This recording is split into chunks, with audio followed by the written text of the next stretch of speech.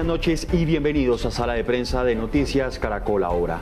Daneidy Barrera, la popular EPA Colombia, sigue siendo el centro de atención desde hace varias horas, luego de que hace más de un año y medio esta controvertida influencer se grabara y se posteara en sus multitudinarias redes sociales mientras destruía una estación de Transmilenio junto a su pareja sentimental. Tras reconocer este año y mostrar arrepentimiento en las últimas horas, una decisión judicial en segunda instancia del Tribunal Superior de Bogotá determinó que por los hechos registrados se hace acreedora a 5 años y 15 días de prisión por los delitos en daño en bien ajeno, perturbación en servicio de transporte público e instigación a delinquir con fines terroristas. En redes sociales y entre el público en general se ha masificado la voz de esta persona bajo la premisa: ¿por qué a EPA Colombia, luego de reconocer y pagar por su error, es condenada a 5 años de prisión y a tantos otros culpables ni siquiera los han condenado? Pues para hablar de esto y mucho más hemos invitado al abogado penalista y defensor Santiago Tres Palacios. Bienvenido, doctor, a Sala de Prensa. Miguel, muy buenas noches para usted y para toda la audiencia y los televidentes que nos acompañan. Para mí es un honor y un placer poder estar en este importante programa. Doctor, de acuerdo con los hechos, ¿qué opina usted de esta pena? A ver, eso es muy importante contextualizar lo que usted menciona de los hechos. Lo que hemos conocido es que Daneidy hace un año y medio, como lo manifestaba usted en la introducción, se fue en una protesta que había en contra de Duque y con un martillo cogió a golpes una estación de Transmilenio, hizo un graffiti insultando al señor presidente y grabó en video todo esto que hacía y hacía como una mofa de lo realizado, publicándolo a través de sus redes sociales. La Fiscalía entonces le atribuye 3 delitos, que son los que usted ha mencionado. Uno se llama perturbación del transporte público, que consiste en evitar que el transporte público cumpla con su misión. El otro es daño en bien ajeno de uso público, por haber dañado las instalaciones de una estación destinada al uso de la ciudadanía. Y el tercer delito, que es el que más polémica ha desatado, digamos, en las horas recientes, es instigación para delinquir con fines de terrorismo, que era un delito por el que ella había sido absuelta en la primera instancia, pero que el tribunal consideró que sí se satisfacía esta conducta. Es importante señalar, para que la audiencia lo sepa, que Daneidy no fue vencida en juicio, sino que ella aceptó los cargos, aceptó el delito, y la razón por la que había sido inicialmente absuelta es porque la jueza en aquella oportunidad consideró que así haya aceptado los cargos, ellos no constituían una instigación para delinquir con fines de terrorismo, opinión contraria a la que tuvo el Honorable Tribunal Superior de Bogotá en la reciente decisión. ¿Qué es lo que ocurre? Que en la primera decisión Daneidy había sido condenada a 46 meses en la primera sentencia, 46 meses, y esa decisión se había suspendido. Quiere decir que ella, si mostraba buena conducta por un plazo de 24 meses, por 2 años, no iba a tener que ir a ninguna prisión. Sin embargo, el tribunal, como incluye el nuevo delito, la pena pasa de 46 meses a 63 meses, es decir, se aumenta en un 50%, pero no solo ello, sino que no se puede suspender. Entonces, Daneidy debe ir a una prisión cuando esta decisión quede en firme, que también debe aclararse. En este momento se encuentra suspendida la decisión porque ella puede interponer un recurso especial ante la Corte Suprema de Justicia. Precisamente eso le quería preguntar, doctor Santiago. ¿Qué viene en este proceso? ¿Ella cómo puede de pronto escapar temporalmente de que sea enviada a la cárcel en las próximas horas? Claro, a ella no se le ha ordenado captura. Ella en este momento está condenada, pero hay unos días, tiene 5 días para interponer un recurso y 30 días para sustentarlo, y es un recurso especial con el que no estamos muy familiarizados, que se llama impugnación especial. ¿En qué consiste este recurso? A los televidentes les servirá mucho tener la referencia del caso de Andrés Felipe Arias. Recordemos que gracias al caso de Andrés Felipe Arias y gracias a múltiples pronunciamientos que ha habido por parte de la Corte Constitucional, se desarrolló un derecho que estaba esquivo en nuestra normativa, según el cual toda persona que sea condenada por primera vez, independiente de la autoridad que lo declare, tiene derecho a, entre comillas, apelar esa decisión. Y aquí es muy importante hacer ese énfasis a los televidentes. Daneidy había sido condenada por 2 de los 3 delitos, pero en segunda instancia quedó condenada por 3 de los 3 delitos. Es decir, hubo una nueva condena por uno de esos delitos. Por ese delito, que es la primera vez que la condenan a ella, que es el delito de instigación para delinquir con fines de terrorismo, ella está habilitada para interponer un recurso especial que será conocido por la Corte Suprema de Justicia. En ese recurso podrán exponer por qué no se configura ese delito, por qué la nueva tasación de la pena es desproporcionada y volver o luchar por volver, una de dos cosas, a que se anule la actuación para volver al comienzo y, digamos, poder andar el camino de mejor manera, o la segunda opción, que vuelva a quedar en firme la sentencia de primera instancia, es decir, que Daneidy no vaya a la cárcel si observa un buen comportamiento por un plazo de tiempo, que es, considero, la decisión más acertada para este caso. Doctor Santiago, para claridad de nuestros televidentes, es decir, en un plazo de 5 días ella puede interponer un recurso. Este recurso se tendrá que resolver, obviamente, pero entonces, ¿cuánto tiempo ella podría estar todavía en libertad? ¿O qué va a pasar con la orden de pagar su condena de manera intramural? Así es. Ella tiene 5 días para decirle al tribunal: señores tribunal, yo voy a impugnar su decisión. 5 días para decirle solo eso. En un memorial de una paginita es algo absolutamente sencillo. Después de eso cuenta con 30 días hábiles para exponer las razones por las cuales el fallo debe ser revocado. Es decir, ya para hacer un memorial largo, contundente, argumentado, con todos los componentes del derecho a su defensa, como se lo sugieran sus abogados, por supuesto. Y ya el expediente va a la Corte Suprema de Justicia. La Corte Suprema de Justicia, en su sala penal, analiza los argumentos expuestos por Daneidy y sus abogados y ya la Corte resolverá. Normalmente tardará en esto más o menos 8 meses, un año, en términos normales. A veces tarda más, pocas veces tarda menos. Y mientras la Corte no se manifieste, no va a quedar en firme la decisión, es decir, ella todavía no va a tener que ir físicamente a prisión. Ya cuando la Corte resuelva, tiene múltiples opciones la Corte y no sabemos lo que la Corte irá a decir. Pero si supusiéramos que la Corte va a darle la razón al tribunal, la Corte debe librar una orden de captura y la Policía Judicial ir y capturar a Daneidy. Pero digamos que para esto todavía falta un periodo de tiempo y yo considero muy respetuosamente que si se exponen los argumentos de manera adecuada, la Corte debería revocar por lo menos en cuanto a ese delito. Y ya mi opinión personal es que se debería anular la actuación hasta el momento, hasta la primera de las diligencias en donde ella, digamos, ya vio vulnerado algunos derechos por recibir lo que conocemos como una imputación inflada. Y esto es muy importante. Está bien que Daneidy actuó de una manera incorrecta, eso nadie lo está celebrando, nadie está diciendo que vayamos a dañar los bienes públicos del Estado. Ella cogió a martillazos una estación y eso es un delito. ¿Pero qué delito es eso? La Fiscalía, con el ánimo como de inflar el asunto, llega y dice: eso es perturbación del transporte público, eso es daño en bien ajeno de uso público y eso además es instigación para delinquir con fines de terrorismo, y le arman un escenario jurídico bastante agresivo en contra de sus intereses, y ello era inadecuado. Mi opinión y la de otros colegas que he podido ver en los distintos medios, entre ellos el doctor Marlon Díaz, el doctor Iván Cancino, coincidimos en que la actuación allí debió haber sido controlada por el juez. Es decir, el juez que observe que se está haciendo una imputación inflada, una imputación grandilocuente o exagerada, debe decir: oiga, un segundito, Fiscalía, un martillazo en una estación de Transmilenio no configura eso, venga,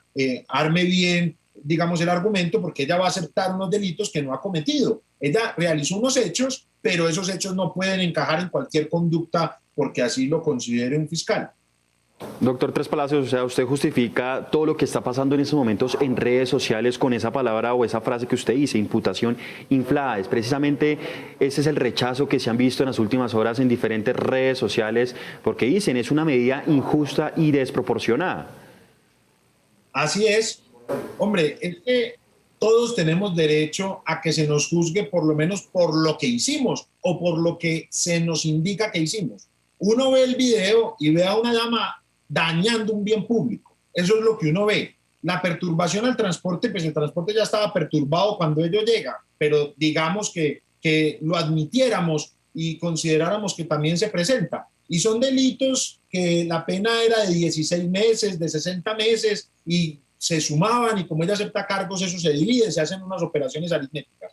Pero el delito de instigación para delinquir con fines terroristas tendría una pena de 105 meses, es decir, del doble de las otras dos penas sumadas, y reduciéndola no le da lugar a ella ningún beneficio, porque esto es muy importante. Hay un artículo, entonces la gente lo va escuchando y lo va escuchando, que se llama el 68A o que se enumera el 68A, que está en el código, que establece que cuando estemos ante un caso de instigación para delinquir con fines de terrorismo, no se puede pagar la prisión en la casa ni se puede suspender. Entonces no es solo el aumento de pena ante el cual nos encontramos, sino que también sí o sí, en caso de que quede en firme esta decisión, Daneidy tendría que ir a una prisión. Y ahí es donde, creo yo, la ciudadanía encuentra justificados sus reclamos. A ver, tampoco todos los reclamos de la ciudadanía, porque hay que entender que hay una reacción efervescente. La ciudadanía está criticando que el señor que cogió un arma de fogueo y disparó en una marcha debe ir a la cárcel en vez de Daneidy. No, esto no se trata de Barrabás y Jesús, votemos a ver quién debe ir a la cárcel. Hay que analizar cada caso por separado. Y ese señor, disparar un arma de fogueo en una marcha o donde sea, no es un delito en Colombia, y tampoco nos lo podemos inventar por mucho que nos moleste el comportamiento. También lo comparan con los 70.000 millones de pesos que se están sindicando del ministerio, pero eso tampoco tiene nada que ver porque aún no sabemos en el ministerio qué ocurrió. Pero sí existe, por ejemplo, en el caso Alejandro Lyons o en otros casos muy sonados, unas sentencias muy parecidas a las de EPA Colombia en la cantidad de tiempo por actos muy diferentes. Y allí sí la ciudadanía reclama, no sabe cómo expresarlo, pero lo que observa es una gran desproporción. Ya, digamos, atemperados un poquito y calmados los ánimos, lo que yo sí observo es que este proceso de manera mediática se infló. Es un proceso que ha ido demasiado rápido debido a la condición de esta dama, y creo que los jueces deberían buscar otras alternativas a la pena de prisión en casos como estos, en los cuales la ciudadana ya ha mostrado una mejor conducta, una mejor adecuación de su comportamiento.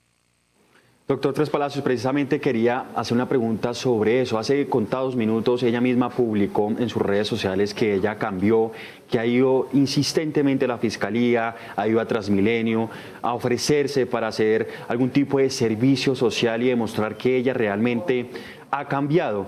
¿Usted cree que este caso se pudo determinar de otra manera, enfocada más bien por el lado social? Sí, pero ahí ya, digamos, más allá de lo que tenemos hoy. ¿Qué quiero decir? Nuestro sistema normativo es muy precario porque no contamos con los suficientes instrumentos para verificar la aplicación de unas penas diferentes a la prisión en casos como estos en los cuales se corrobora. Nosotros estamos en mora de hacer unas reflexiones profundas sobre la pena. Hay casos en los que no es necesario enviar a una persona a prisión y no necesariamente ello quiere decir impunidad. Yo creo que trabajo social, la prohibición de realizar ciertas labores a través de sus redes sociales u otras limitaciones de otros derechos menos sagrados que la libertad serían muchísimo más oportunas que aplicar a rajatabla una prisión que debemos únicamente reservarla para los casos límites. La privación de la libertad tiene que ser una excepción en un estado racional. ¿De qué nos sirve que Daneidy vaya a una cárcel con violadores, secuestradores, terroristas, homicidas? Eso no tiene ninguna razón de ser. Debemos analizar las diferencias que hay entre distintas clases de delitos y tratar de desahogar las cárceles a través de medidas inteligentes, pero tenemos que ser claros. Ello es una propuesta de regulación normativa que no tenemos hoy. Sin embargo, con las leyes que tenemos hoy, los magistrados del tribunal sí se hubiesen podido abstener de condenar por un delito que no se había configurado y dejar en firme una sentencia que tenía una suspensión, como así lo solicita uno de los magistrados que hace un salvamento de voto en el sentido de que él considera no configurado el delito de instigación para delinquir con fines de terrorismo, por una razón elemental que yo creo que la ciudadanía la va a entender. No es terrorista el acto de coger a martillazos una pared. Eso no puede ser terrorismo, porque eso no alcanza a poner en zozobra y terror a la población. Ahora, la divulgación de un acto que no constituye un acto terrorista no puede ser instigación para que hagan actos terroristas. Yo no puedo, si en gracia de esta discusión, ustedes y yo nos ponemos de acuerdo en que no puede haber terrorismo con un martillo, divulgar que con un martillo cogía a martillazos una pared, tampoco puede constituir instigación para delinquir con fines de terrorismo. Eso es lo que en las aulas de clase se enseña como el delito imposible. Es decir, el medio escogido por Daneidy, el medio de un martillito para coger a golpes una pared, no es terrorismo. Por grave que sea, nadie la está excusando, nadie está diciendo que sea un buen comportamiento. Por supuesto que es muy reprochable, pero no por reprochable debemos ver cómo le aplicamos todo el Código Penal a una ciudadana. Doctor Santiago, ¿qué opina de la prohibición, que fue otra de las sanciones de uso de redes sociales a Daneidy mientras está en firme esta pena? Yo he propuesto, digamos, en mi opinión personal, que esta clase de penas accesorias deberíamos viajar a volverlas principales. Yo no estaría en contra de que a Daneidy se le hubiese impuesto como principal esa prohibición, vuelvo y digo, en caso de que las normas así lo autorizaran, porque esta partecita sí no veo herramientas hoy en día, pero lo preocupante es que a una persona que ya se le va a privar de la libertad por 60 meses, además se le prive del ejercicio de otro derecho que es de su expresión, es la libertad de expresión cercenada. Hoy, con las normas que tenemos, no existe ninguna pena accesoria que se acomode a la prohibición de usar redes sociales, a no ser que consideráramos que para ciertas personas el uso de la libertad de expresión sea un arte u un oficio, que yo creo que sería bastante inapropiado, y en ello coincido con profesores como Rodrigo Parada, que así lo han manifestado. Entonces, digamos que cuando uno está ante una privación tan grave como la privación de la libertad, deja de observar esas otras limitaciones peligrosas que, vulnerando el principio de legalidad, se van filtrando. Ahora, hacia el futuro, lo que uno quisiera ver en nuestros legisladores y en los espacios, y digamos la trascendencia que este caso va a tener, yo esperaría que este caso, pues en la Corte echaran para atrás y este caso terminara con la libertad de Daneidy, y es mi aspiración. Pero bueno, ¿qué se puede pensar más allá de este caso? Hagamos una reforma a nuestro poder punitivo, a nuestro derecho penal, que nos permita buscar penas que garanticen los fines de las sanciones sin tener que ir demoliendo ciudadanos, como si, decía un pensador Malatesta, como si fuesen granos de trigos pasados por potentes molinos. Doctor Tres Palacios, ¿cuál es el límite que existe entre vandalismo y terrorismo según el Código Penal? Y se lo pregunto porque muchas de las personas que han sido aprehendidas o capturadas en medio de estas protestas que se han presentado en los últimos 2 años han sido señalados y algunos indicados por terrorismo.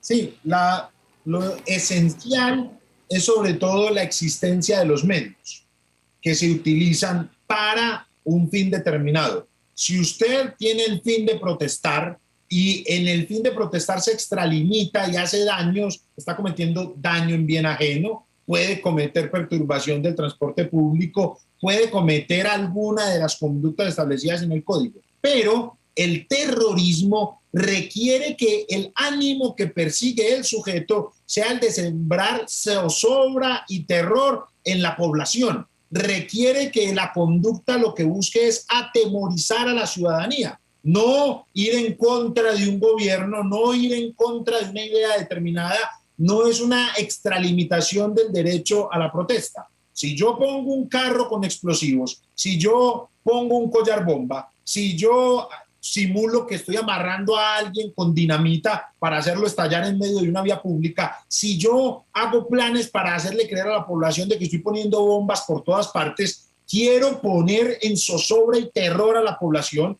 quiero que las personas tengan miedo de ir a las calles, de ir a los centros comerciales. Ahora, si yo en una manifestación cojo un martillo y cojo a martillazos en una estación del Transmilenio y pongo letreros en contra del presidente de turno, no estoy queriendo poner en zozobra y terror a la población, sino que estoy extralimitando el ejercicio de un derecho. Y debe ser sancionado, por supuesto, pero no sancionado con cualquier norma que se me vaya atravesando, repito, por parte del Código Penal. Que usted anteriormente dice, ¿usted cree que de pronto la gente que se encontraba en esa estación de Transmilenio o de pronto en las paredes que ella estaba golpeando, de pronto no sintieron eso que usted dice, zozobra, temor, que incluso ella de pronto los atacara porque le gritaban que no hiciera eso con el martillo? Claro, eso es posible.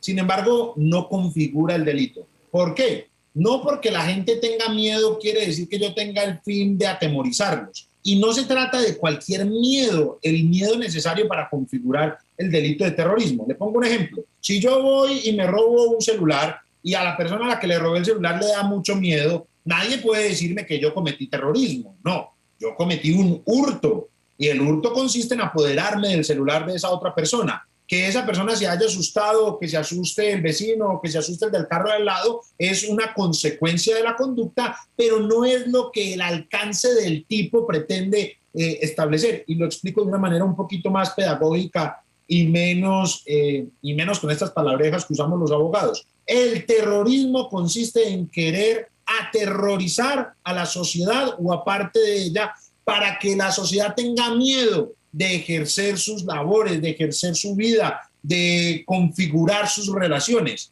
Vuelvo y pongo los ejemplos: simular que puse una bomba, o poner una bomba, o decir que voy a tumbar un avión, etcétera, etcétera. Todos esos actos que en verdad uno lo atemorizan.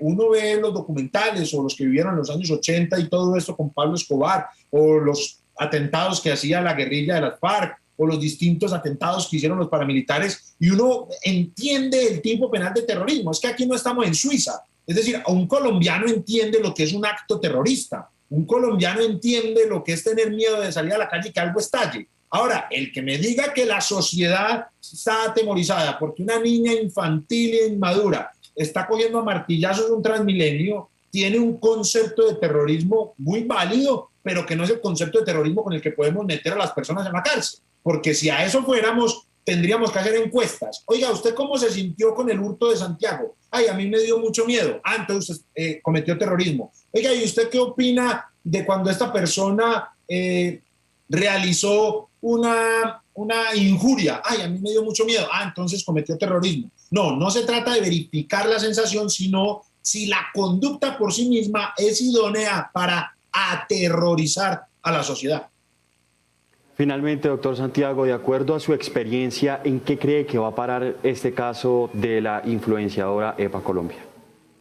Yo estoy casi seguro que la Corte Suprema de Justicia aprovechará esta oportunidad para enviar el mensaje adecuado a la sociedad. Y esto es muy importante. Los fiscales suelen decir, hay que enviar mensajes a la sociedad. Algunos jueces suelen decir eso, y yo estoy de acuerdo. La pregunta es, ¿qué mensaje se le envía a la sociedad? Y el mensaje que deben enviar nuestros jueces es el de vigencia de la Constitución política y de vigencia de la razón como árbitro de la aplicación de la ley. En este orden de ideas creo que la Corte va a aprovechar la oportunidad, y yo me atrevería a vaticinar, a anticipar, a predecir que la Corte o va a anular la actuación para que vuelva a comenzar, o va a volver a dejar la sentencia de la señorita Daneidy de tal manera que ella no tenga que ir a prisión, es decir, con una pena inferior a los 48 meses, sin el delito de instigación para delinquir con fines de terrorismo, y que ella pueda en libertad demostrar su proceso de rehabilitación. Es decir, tengo profunda fe en que la Corte Suprema de Justicia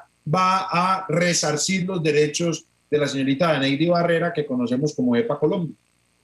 Él es el abogado penalista Santiago Tres Palacios. Muchas gracias por estar con nosotros aquí en Sala de Prensa. No, muchísimas gracias a todos ustedes, y bueno, aquí disponible para lo que requieran o necesiten. Muchas gracias. Y hasta aquí Sala de Prensa, pero no se despegue de Noticias Caracol ahora que ya viene Signo Pesos. Una feliz noche.